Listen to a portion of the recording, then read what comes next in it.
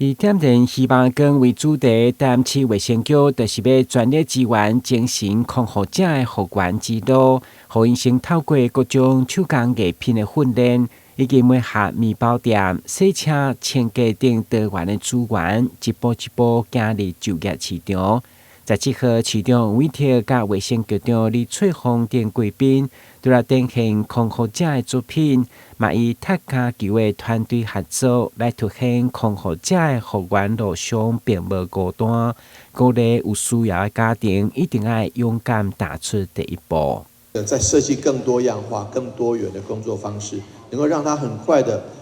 能夠銜接進來社會哈。那我覺得其實這部分我們都很期待。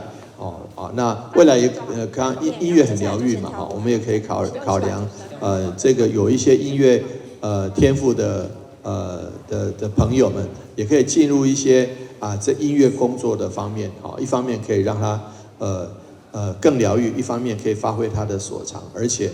這個工作是社會上真的很需要的哈。現場透過吉他演奏，其實嘛是要像市長所講的，傳達精神康復者透過音樂方面的訓練，有一定的療癒效果，甚至有機會發揮所長。未來市府將持續甲民間機構合作，讓精神康復者會當自力展開新的生活。台南新聞，阮吉採訪報道。